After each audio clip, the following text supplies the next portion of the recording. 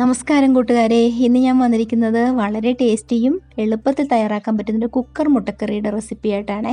അപ്പോൾ നമുക്കത് എങ്ങനെയാണ് തയ്യാറാക്കുന്നത് കണ്ടിട്ട് വരാം. അപ്പോൾ അതിനായിട്ട് ഞാനിവിടെ ഒരു 5 സവോള എടുത്തിട്ടുണ്ട്. 5 വലിയ സവോളയാണ് അരിഞ്ഞെടുത്തിരിക്കുന്നത്.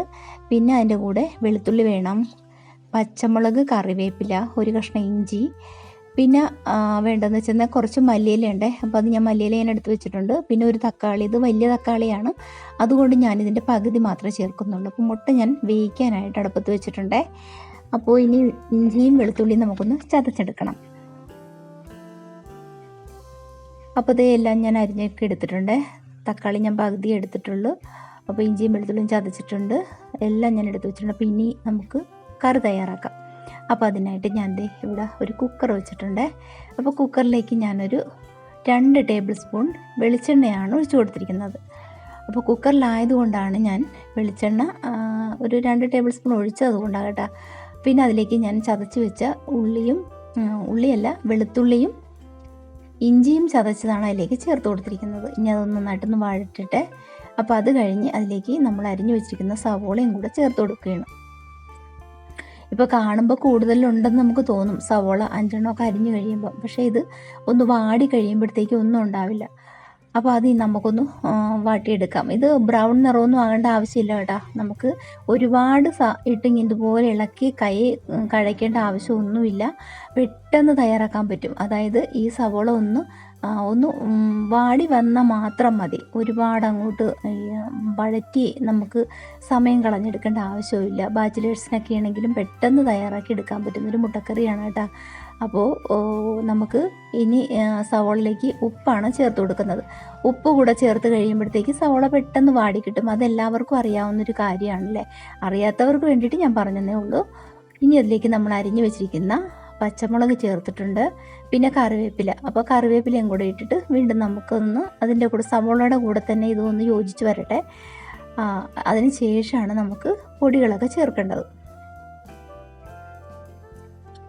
സവോള ഈ ഒരു രീതിയിലെടുത്താൽ മതി കേട്ടോ, ഒരുപാട് വഴന്ന് വരണ്ട.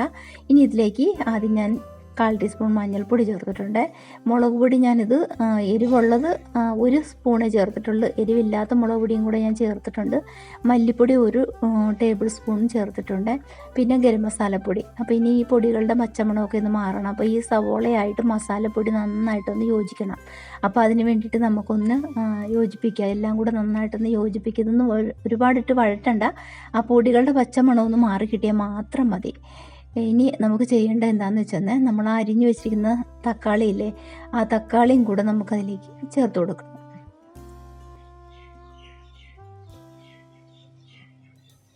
ഇനി നമുക്കിതിലേക്ക് നമ്മൾ അരിഞ്ഞു വെച്ചിരിക്കുന്ന തക്കാളി ഇല്ലേ, അപ്പോൾ അതും കൂടെ അതിലേക്ക് ചേർത്ത് കൊടുക്കാം. അപ്പോൾ തക്കാളിയും സവോളയും കൂടെ ഒന്ന് യോജിച്ച് വന്നാൽ മാത്രം മതി. ജസ്റ്റ് ഒന്ന് വഴറ്റിയാൽ മതി. ഇത് വേകാനായിട്ട് വെയിറ്റ് ചെയ്യേണ്ട ആവശ്യമൊന്നുമില്ല. ഇനി നമുക്കിതിലേക്ക് ചൂടുവെള്ളമാണ് ചേർത്ത് കൊടുക്കേണ്ടത്. ചൂടുവെള്ളം മാത്രമേ ചേർക്കാവുള്ളൂ, പച്ചവെള്ളം ഒഴിക്കരുത് ഒരു കാരണവശാലും. അപ്പം ഞാൻ വെള്ളം ചൂടാക്കാനായിട്ട് വെച്ചിട്ടുണ്ടായിരുന്നേ. അപ്പോൾ ആവശ്യത്തിനുള്ള വെള്ളം അതിലേക്ക് ഒഴിച്ചു കൊടുക്കുക. ആദ്യം കുറച്ച് ഒഴിച്ചിട്ട് പോരുന്നുണ്ടെങ്കിൽ നമുക്ക് കുറച്ചും കൂടെ ഒഴിച്ചു കൊടുക്കാം. അപ്പോൾ ഞാൻ ഇതിലേക്ക് ചേർത്ത് കഴിഞ്ഞിട്ട് ലാസ്റ്റ് കാണിച്ചു തരാം. അപ്പോൾ ഇതാണ് ഇതിൻ്റെ ആ ഒരു വെള്ളത്തിൻ്റെ ഒരു അളവെന്ന് പറയുന്നത് ഇതാണ് കേട്ടോ. അപ്പോൾ ഇനി കുക്കർ അടച്ചിട്ട് നമുക്ക് ഒരു 2 വിസിൽ, ആ ഒരു 2 വിസിലിൽ നമുക്ക് സവോള നന്നായിട്ട് വെന്ത് കുറുകി കിട്ടും. അപ്പോൾ 2 വിസിലും വന്നിട്ടുണ്ട്. അപ്പോൾ എയറെല്ലാം പോയതിന് ശേഷം നമുക്കിതൊന്ന് തുറന്ന് നോക്കാം. അപ്പോൾ നല്ല കുറുകിയ ചാറോട് കൂടിയിട്ട് നമുക്ക് കിട്ടിയിട്ടുണ്ട്. ഇനി നമുക്ക് ഫ്ലെയിം ഒന്ന് ഓണാക്കി കൊടുക്കാം. ഇനി ഇതിലേക്ക് നമുക്ക് കുരുമുളക് പൊടിയാണ് ചേർത്ത് കൊടുക്കേണ്ടത്. അപ്പോൾ ഞാൻ 1 ടീസ്പൂൺ കുരുമുളക് പൊടി ചേർത്ത് കൊടുക്കുന്നുണ്ട്. പിന്നെ ഉപ്പ് ചെക്ക് ചെയ്ത് നോക്കിയപ്പോൾ അല്പം പോരെന്ന് തോന്നിയിട്ടുണ്ടായിരുന്നേ. അപ്പോൾ ഒരു അല്പം ഉപ്പ് ഞാൻ ഈ സമയത്ത് ചേർത്ത് കൊടുക്കുകയാണ്. ഇനി എല്ലാം കൂടെ നന്നായിട്ടൊന്ന് യോജിപ്പിച്ച് കൊടുക്കാം.